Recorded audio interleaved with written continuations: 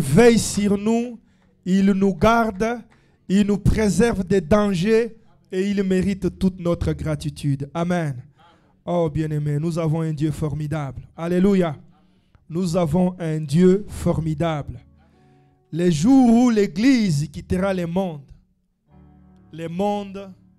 connaîtra la valeur du Dieu de l'Église. Alléluia. Nous avons un Dieu qui fait des choses extraordinaires, qui nous protège, qui nous garde. Moi, je me dis, même quand nous avons des petits-enfants comme ça, que nous élevons dans nos maisons, et qu'ils arrivent à grandir sans avoir des mains cassées, des bras cassés, c'est la main de Dieu. Alléluia. C'est la protection de Dieu. Et nous devons être reconnaissants pour tout cela. Alléluia. Alors, par la grâce de Dieu, ce matin, j'aimerais amorcer un enseignement merveilleux. Alléluia. Un enseignement merveilleux qui nous prendra des mois. Dieu voulant, peut-être toute cette année, nous allons rester sur cet enseignement parce que Dieu veut que nous puissions grandir. Alléluia. Et le thème principal, je l'ai intitulé « La maturité spirituelle ». Pourquoi et comment grandir spirituellement. Amen. La maturité spirituelle, c'est le grand thème que nous allons aborder tous ces jours par la grâce de Dieu. Et chaque jour ou chaque fois que le Seigneur nous donnera l'occasion, nous donnerons un petit sous-thème. Le sous-thème d'aujourd'hui, je l'ai intitulé « Un poisson peut devenir un serpent ». Amen. Un poisson peut devenir un serpent. Alléluia. Inclinons nos têtes dans la prière. Seigneur Dieu notre Père, bénis ta parole, touche nos cœurs, instruis-nous, ouvre notre intelligence, afin que nous comprenions et recevions le mystère que tu nous as réservé aujourd'hui. Sois notre Dieu, nous mettons hors état de nuire toute distraction, tout envoûtement, dans le nom précieux et glorieux de notre Seigneur Jésus-Christ. Amen. Je peux aussi rendre grâce à Dieu, n'est-ce pas? Amen. J'ai fait presque 3 semaines. Aujourd'hui, c'est la 4e où je n'étais pas parmi nous. Amen. J'étais à Kinshasa. Le Seigneur nous a protégés. Amen. Quand un Canadien va conduire avec les Wewa au Congo et qu'il ne fait pas d'accident, il ne cogne personne, on ne les cogne pas, il fait des courses que j'ai fait lui-même au volant, c'est quand même un sujet de dire merci à Dieu. Amen.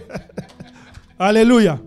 C'est un sujet de dire merci à Dieu parce que là, c'est compliqué. On roule dans tous les sens. On traverse, on coupe les voies avec les motocyclistes. Mais Dieu nous a protégés. Amen. On a été là-bas, on a conduit nous-mêmes, on a fait les démarches qu'on devrait faire. Donc, je rends grâce à Dieu pour sa protection aussi. Amen. Amen. Alors, la maturité spirituelle, bien-aimés frères et sœurs, c'est la clé qui nous permet de vivre une vie heureuse, ou si vous voulez en d'autres termes, de vivre une vie épanouie sur la terre. Alléluia. Il y a, je peux dire, 2 choses principales qui empêchent les chrétiens à accéder dans leur héritage. La première des choses sont les démons. Amen. Amen. Amen.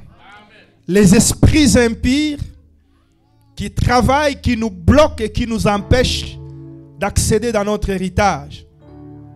La deuxième des choses, je peux dire, c'est l'immaturité spirituelle, ou si vous voulez, l'absence de la croissance spirituelle qui nous empêchent à accéder dans notre héritage. Alléluia. Alors, un chrétien qui veut vivre une vie épanouie, un chrétien qui veut vivre une vie heureuse, n'a pas d'autre choix que de s'imposer toutes sortes de disciplines pour qu'il grandisse, afin qu'il ait la possibilité de toucher tout ce que Dieu lui a promis. Est-ce qu'on est ensemble? La maturité spirituelle ou la croissance qui amène à la maturité est un chemin obligatoire, un chemin par lequel chaque chrétien doit impérativement passer pour être en mesure d'accéder à son héritage, de toucher tout ce que Dieu lui a promis et surtout d'avoir un taux d'exaucement qui est plus ou moins à 100%, ou à plus de 90%. Amen. La maturité spirituelle est le seul élément qui nous permet d'accéder dans les promesses que Dieu nous a faites. Très souvent, nous les chrétiens, surtout dans les églises de réveil, nous avons pris l'habitude de démoniser toutes choses. Est-ce qu'on est ensemble? Nous avons pris l'habitude de considérer que tout ce qui ne fonctionne pas, tout ce qui ne marche pas dans notre vie, la cause principale, c'est toujours les démons. Je n'ai pas ceci parce qu'il y a un tel démon. Je n'ai pas cela parce qu'on m'envoûte. Je n'arrive pas à voir ceci parce qu'il y a les puissants des ténèbres. J'aimerais dire une vérité à quelqu'un. Tout ce que nous manquons dans la vie n'est pas causé que par des démons. Alléluia. L'immaturité spirituelle, je peux dire, est quelque chose de central et de principal qui nous empêche à accéder à tout ce que Dieu nous a donné. Même lorsque les démons agissent dans notre vie, ils opèrent tout simplement parce que nous sommes immatures. Alléluia. Alléluia. Voilà pourquoi la Bible dit que tant que l'héritier est un enfant, il ne diffère à rien à un esclave. Est-ce qu'on est ensemble?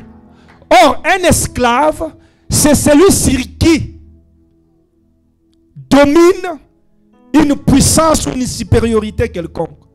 Être esclave, c'est le synonyme d'être sous la domination de quelqu'un, d'une puissance ou d'un pouvoir. Voilà pourquoi le Seigneur nous dit que tant que l'héritier est un enfant, il est semblable à un esclave. C'est-à-dire que même lorsque les démons nous maintiennent dans l'esclavage, nous maintiennent dans la pauvreté, nous maintiennent dans la souffrance, ils arrivent à le faire tout simplement parce que nous sommes encore des enfants. Est-ce qu'il y a quelqu'un qui comprend ce que je dis? Est-ce qu'il y a quelqu'un qui saisit ce que je dis? Je prie que le Seigneur ouvre notre intelligence. Je prie que le Seigneur nous fasse comprendre ces choses. La maturité spirituelle est la seule clé qui nous permet d'entrer dans notre héritage, qui nous permet d'avoir un taux d'exaucement supérieur. C'est-à-dire qu'à chaque fois que nous prions, à chaque fois que nous levons nos mains et nous disons à Dieu, Seigneur, donne-moi ceci, Seigneur, donne-moi cela, ce qui détermine l'exaucement de tes prières, c'est ton âge spirituel. Est-ce que quelqu'un comprend? Ce n'est pas toujours les démons comme nous le pensons. Oh, je n'ai pas ceci parce que tel démon a fait ceci ou cela. Non, ce n'est pas ça. Ce qui détermine le taux de l'exaucement de nos prières, c'est notre maturité spirituelle, ou si vous voulez en d'autres termes, c'est notre âge spirituel. Alléluia. Alléluia. Alors, si tu veux vivre une vie épanouie, une vie pleine de succès, pleine de réussite, tu n'as pas d'autre choix que de passer par la croissance spirituelle et d'atteindre la maturité. Si tu ne grandis pas spirituellement, j'aimerais te dire que ça sera difficile, voire impossible, que tu touches au bien-être de Dieu, que tu touches à ce que Dieu t'a promis. Est-ce qu'on est ensemble? Est-ce qu'il y a quelqu'un à qui Dieu a promis des choses ici? Est-ce qu'il y a quelqu'un qui a des promesses de Dieu ici? Est-ce qu'il y a quelqu'un qui attend l'accomplissement des promesses de Dieu dans sa vie? Si tu es là ce soir, cette parole te concerne. Si tu es là ce matin plutôt, cette parole est pour toi. Des choses que tu attends de la part de Dieu dépendent de ta croissance spirituelle. Plus tu négliges la croissance, plus tu repousses tes promesses. Plus tu négliges le fait de grandir spirituellement, plus tu repousses l'accomplissement des promesses de Dieu dans ta vie. Plus tu repousses la croissance spirituelle, plus tu affaiblis le taux de l'exaucement des réponses de Dieu dans ta vie. Parce que Dieu ne donne pas toutes choses à tout le monde. Est-ce qu'on est ensemble? Dieu, je le répète, ne donne pas tout à tout le monde. Non, ce n'est pas vrai. La Bible nous dit, tout ce que vous demanderez en prière, croyez que vous l'avez reçu et vous le verrez s'accomplir. Alléluia. Le tout, lorsqu'on parle de tout, ça veut dire tout. À partir de 2, c'est déjà tout. À partir de 3, c'est déjà tout. Alléluia. Il y a un certain nombre de choses, lorsque tu demandes, Dieu te donne. Il y a d'autres, quand tu demandes, Dieu juge. Il pèse. Il voit, il se dit, est-ce que le poisson que je vais donner à mon fils va devenir un serpent? Alléluia. Est-ce que le poisson, est-ce que l'œuf que je vais donner à mon fils va devenir un scorpion? Est-ce que le pain que je vais donner à mon fils va devenir une pierre? J'aimerais dire à quelqu'un, il est possible d'avoir le poisson de la part de Dieu. Si tu n'es pas mature, ce poisson-là peut se transformer en un serpent. Est-ce qu'on est ensemble? Alléluia. Le sous-thème que j'aborde rapidement ce matin, je l'ai intitulé « Un poisson peut devenir un serpent » ou « Quand un poisson devient un serpent ». Alléluia. Si tu lis dans Luc, pas Luc d'abord, Cantique des Cantiques, chapitre 8, verset 8, la Bible nous parle d'un entretien que 2 frères ont eu sur leur sœur. Ils se sont posé la question, notre sœur n'a pas encore de sein. Elle n'a pas encore développé les seins. Qu'est-ce qui lui arrivera? Qu'est-ce que nous ferons si un homme vient pour la marier? Alléluia. Notre sœur n'a pas de sein. Elle a déjà grandi, mais elle n'a pas encore de sein. Qu'est-ce qui lui arrivera si un homme venait pour la chercher, pour la prendre en mariage? Alléluia. Si vous regardez bien ce texte, vous verrez que le problème de ses frères, c'était de savoir que notre sœur est là. Elle n'a pas encore de sein. C'est-à-dire, elle n'a pas encore grandi. Elle n'a pas encore manifesté la maturité. Qu'est-ce qui lui arrivera si un homme venait? Donc, l'arrivée d'un homme dans la vie de cette sœur dépendait de sa croissance. Est-ce qu'on est ensemble? Contrôlons les enfants, s'il vous plaît. Contrôlez les enfants, j'ai besoin de votre attention. C'est très important ce que nous disons. Lorsqu'on parle d'une fille, ou généralement d'une femme dans la Bible, on parle de l'Église. Alléluia. Ce texte des Cantiques 8, verset 8, veut tout simplement nous dire que les bénédictions de l'Église, qui est représentée par les maris, dépendent de la maturité de la fille. Est-ce que quelqu'un comprend ça? Alléluia. Le problème n'a jamais été du côté du mari. Le problème n'a jamais été du côté du mari. Le problème a toujours été du côté de la femme. Lorsque je parle du mari et de la femme, ça n'a rien à voir avec tout ce que nous connaissons, mariage et mari et femme. Alléluia. C'est une image que je prends pour illustrer ce que je suis en train d'illustrer. C'est-à-dire, le problème n'a jamais et ne sera jamais du côté de Dieu. Alléluia. C'est Dieu qui nous apporte des bénédictions. C'est Dieu qui nous bénit. Dieu est représenté par l'homme ou par les maris. Mais son arrivée auprès de la fille dépend de la croissance de la fille. Alléluia. Plus la fille grandit, plus elle attire l'homme. Est-ce qu'on est ensemble? Alléluia. L'homme ne peut pas être attiré si la fille n'a pas grandi. Donc si la fille veut avoir l'homme, elle doit impérativement grandir. Si elle ne grandit pas, l'homme ne viendra pas. Il y a des bénédictions que tu ne pourras jamais avoir tant et aussi longtemps que tu restes un enfant. Parce qu'il y a des gens à l'église qui se plaisent de rester des enfants, qui adorent le fait d'être des enfants. Ils ne fournissent aucun effort pour grandir. Et à chaque fois qu'on parle de la croissance ou des choses qui nous amènent à la croissance, ils se mettent toujours de côté parce que la réalité, c'est que ça fait du bien quand on est un enfant. Est-ce que je peux parler? Ça fait du bien quand on est un enfant. Un enfant n'a aucune responsabilité. Un enfant n'a aucune obligation. Un enfant n'a aucune chose qui lui contraint à poser tel ou tel acte.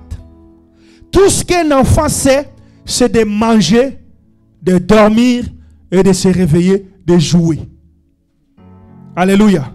Mais quand on est mature, on est adulte, il y a des choses qu'on doit impérativement faire si on veut maintenir le statut d'adulte.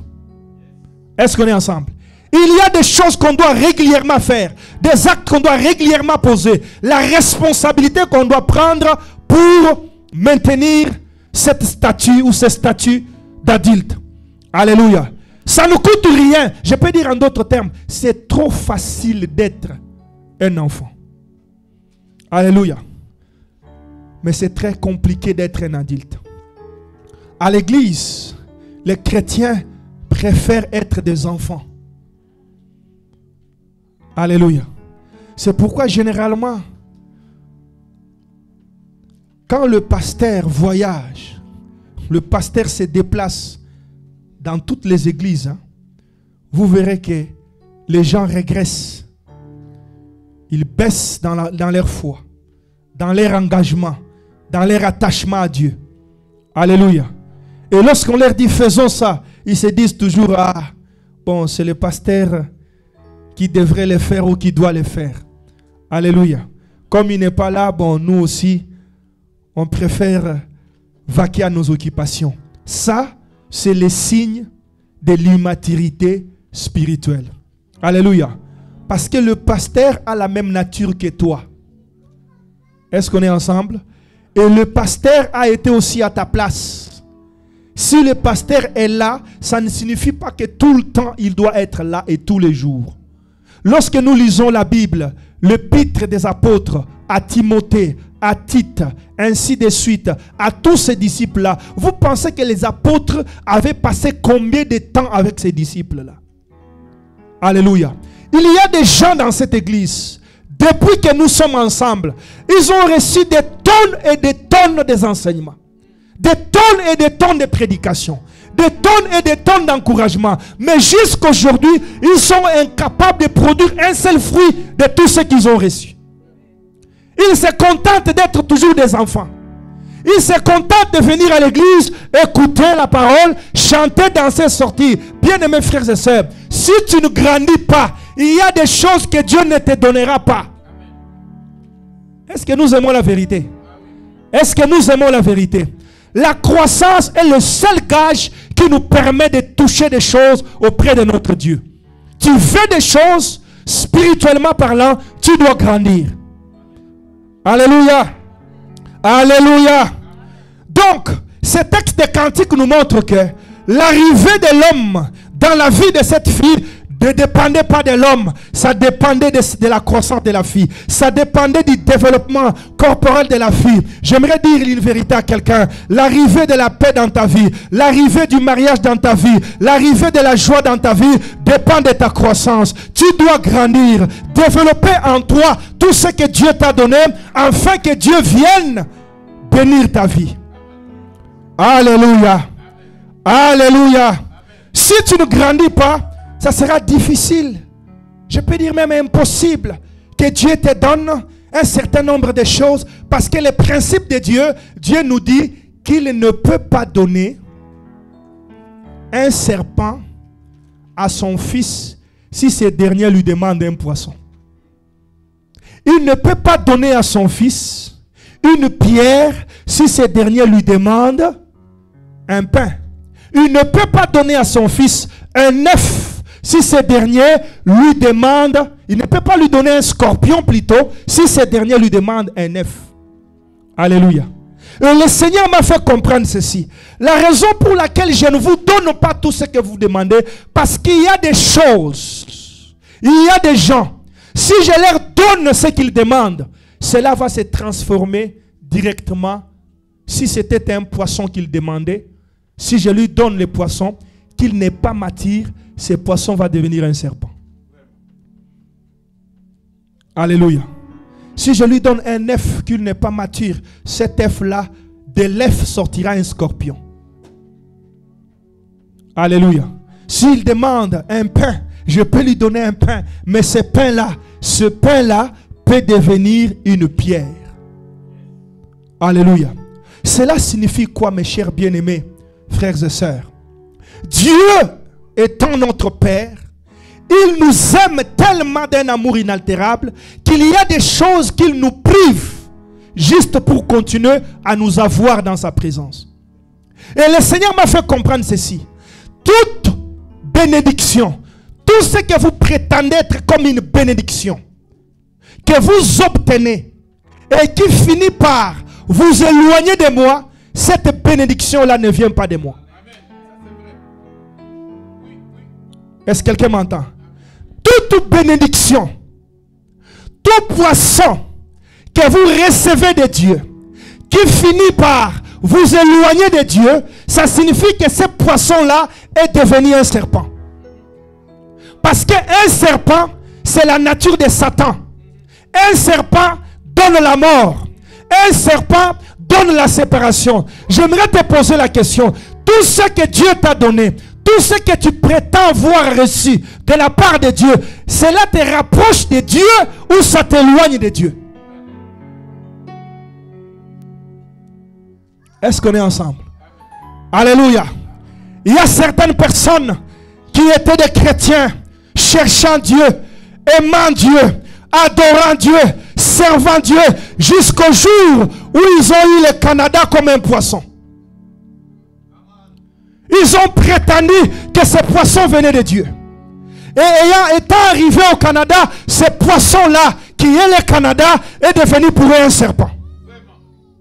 Alléluia. Toi qui cherchais Dieu, toi qui aimais Dieu, toi qui servais Dieu, est-ce le Canada t'a rapproché de Dieu ou t'a séparé de Dieu?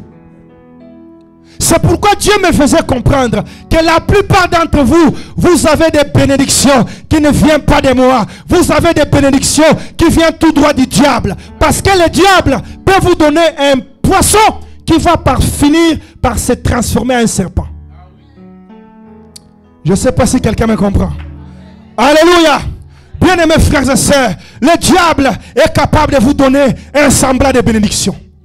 Il est capable de vous donner un semblant de travail. Il est capable de vous donner un semblant de guérison.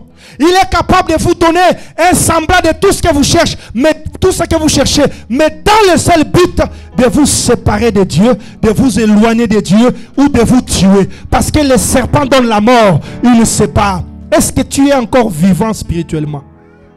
Est-ce que tu vis spirituellement? Alléluia. Est-ce que le travail que tu as te rapproche de Dieu ou te sépare de Dieu? Est-ce que ce pays, le Canada, te rapproche de Dieu ou te sépare de Dieu? Est-ce que le mariage que tu as te rapproche de Dieu ou te sépare de Dieu? Bien-aimé, le diable est capable de te donner un homme qui ne vient pas de Dieu, un homme qui vient du diable pour détruire ta vie. C'est pourquoi le Seigneur nous appelle à être matures, à grandir, à comprendre que tout ce que nous sommes, tout ce que nous avons est pour Dieu et appartient à Dieu. Et à partir du moment où il y a une chose qui me sépare de Dieu, ça veut dire cette chose-là ne vient pas de Dieu. Cette chose-là, même si au départ elle était un poisson et qu'elle finit par devenir un serpent, je me sépare de la chose. Je me sépare de la chose. Alléluia. Alléluia. Bien-aimé, nous avons un ennemi très méchant. Un ennemi très très méchant qui connaît notre destinée. Ce matin, à 5 h du matin, j'ai eu une vision terrible. Alléluia. À 5 h du matin, le ciel était ouvert devant moi. Alléluia. Le ciel était ouvert. Je voyais, vous savez, des projecteurs comme ça. Des projecteurs comme ça à peu près. Un grand projecteur comme ça qui a projeté une grande lumière dans le ciel. Et de là, je voyais ce qui s'est passé. Je voyais comment le Seigneur rassemblait son épouse. Est-ce qu'on est ensemble? Comment le Seigneur était en train de rassembler les familles de la terre. Oh, vous savez, les choses célestes sont terribles. Les choses célestes ne peuvent pas être comparées aux choses terrestres. Le diable nous distrait parce qu'il connaît la valeur des choses célestes. Il connaît la beauté, il connaît la splendeur, il connaît la vie merveilleuse que Dieu nous réserve à l'au-delà. C'est pourquoi il est prêt à nous donner des miettes, à nous donner des poissons qui finissent par se transformer en serpent. C'est quoi un poisson qui se change par un serpent? La bénédiction qui t'éloigne de Dieu, le bonheur qui t'éloigne de Dieu. Tout ce qui t'éloigne de Dieu ne vient pas de Dieu. Ça ne vient pas de Dieu. Le temps est fini, ma soeur, mon frère. Le Seigneur avait donné déjà des signes que quand vous verrez la souffrance croître dans le monde, regardez la souffrance qu'il y a dans le monde. Partout, il n'y a aucun pays du monde qui est épargné. Aucun pays.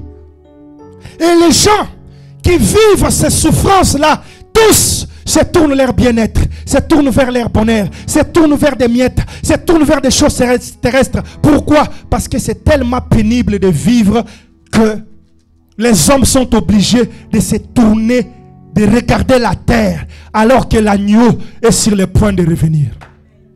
Qu'as-tu reçu de la part de Dieu? Est-ce que tu as reçu un œuf ou un scorpion? Quelque chose de doux que tu prétends avoir reçu de la part de Dieu. Mais comment la chose t'éloigne de Dieu? Alléluia. Oh, c'est Dieu qui m'avait amené au Canada. Dieu m'a dit, il y a beaucoup que moi je n'ai pas amené au Canada. Il y a beaucoup que je n'ai pas amené. Parce que quand je t'amène au Canada, moi-même je t'enracine. Moi-même je t'enracine. Moi-même je te plante. Parce que la Bible dit qu'il reviendra à l'homme de gagner tout le monde s'il perdait son âme. Je ne peux pas t'amener au Canada et laisser ton âme se perdre. Lorsque le Canada fait perdre ton âme, ça signifie que tu as reçu un scorpion à la place de l'œuf. Cela ne sera pas ton partage. Cela ne sera pas ton partage. Cela ne sera pas ton partage. Cela ne sera pas ton partage. Le Canada ne détruira pas ta foi au nom de... Réveille-toi, ma sœur, mon frère. Réveille-toi, bien-aimé. Que le pain ne devienne pas une pierre. Alléluia. Quelque chose qu'on ne peut plus manger. Dieu, notre Père, est la vie, est la source de la vie. Amen. Tout ce qui nous sépare de lui nous entraîne vers la mort. Alléluia. Pour rien au monde, Dieu ne peut sacrifier sa relation avec son Fils pour un bien quelconque. C'est pourquoi même dans ce pays, bien aimé, je parle de la maturité, c'est juste l'introduction. J'entrerai en détail pour expliquer les signes de l'enfance spirituelle, les signes de la maturité. Nous allons creuser ce thème. Aujourd'hui, ce n'est que l'introduction. Tu dois comprendre, en tant que chrétien, que tu as la responsabilité d'assurer ta croissance spirituelle. Personne ne te fera grandir sur le plan spirituel. Il n'y a que toi seul qui dois travailler pour que tu grandisses. Alléluia. Même les enfants que nous avons à la maison. Toi, tu peux avoir un enfant. 6 mois, tu lui donnes le poto-poto. 7 mois, poto-poto. 8 mois, 10 mois, 11 mois, 12 mois. Même si tu as la force de continuer à lui donner, est-ce que tu vas continuer à lui donner? Tu vas t'inquiéter. Qu'est-ce qui arrive à mon fils? Qu'est-ce qui arrive à ma fille? Pourquoi il ou elle n'est pas capable de prendre une cuillère par lui-même et de commencer à se nourrir? Parce qu'à chaque âge, il y a des actes qu'on doit poser qui attestent que nous grandissons. Tu ne peux pas être en Christ des années sans pouvoir poser des actes. Ça signifie que tu ne grandis pas. Tu es sur place où tu régresses. Et lorsque tu régresses, ma soeur, mon frère, fais attention. Alléluia. Alléluia.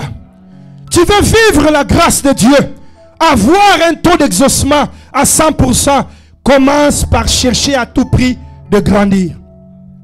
3 Jean chapitre 1er verset 12. La Bible déclare: je souhaite que tu prospères à tous égards et que tu sois en bonne santé comme prospère l'état de ton âme. Alléluia. La prospérité de la chair est associée à la prospérité de l'état de ton âme. Tant que ton âme ne grandit pas, les choses autour de toi ne grandiront pas non plus. Alléluia. Alléluia.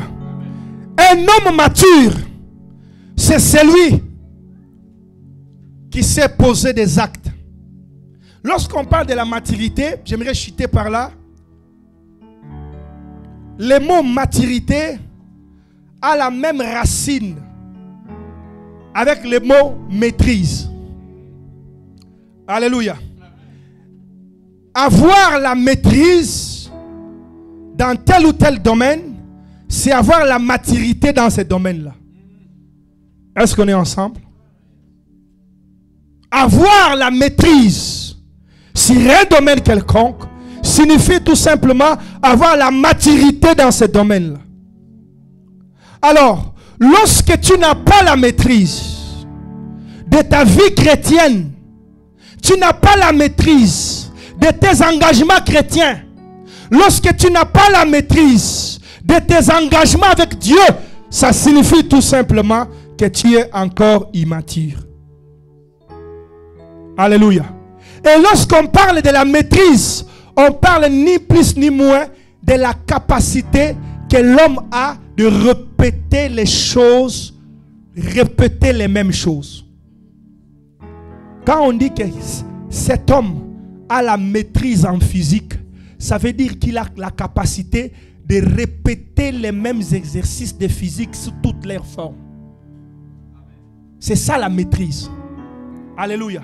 Si on dit que cette femme maîtrise la chanson, il maîtrise la chanson X, c'est-à-dire il a la capacité que même dans son rêve, si on lui demande chantez-nous, Jésus est ici présent, il va les chanter correctement. Pourquoi? Parce qu'il a la maîtrise.